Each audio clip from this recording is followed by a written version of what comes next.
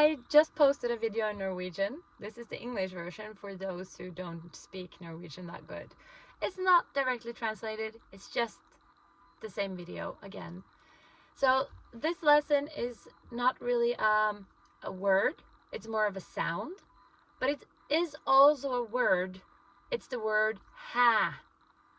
H-a, ha. It can be used as what? It can be used as I didn't hear you. It can be used as speak louder, or I didn't understand that, or I don't believe that. What are you saying?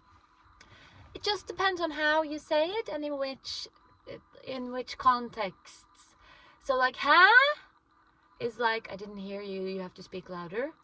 But ha but more like ha is like I don't believe it. Say it again. And then we also have like ha, like no, that isn't happening. Or ha, I don't understand. Do you feel like you can use the word ha now?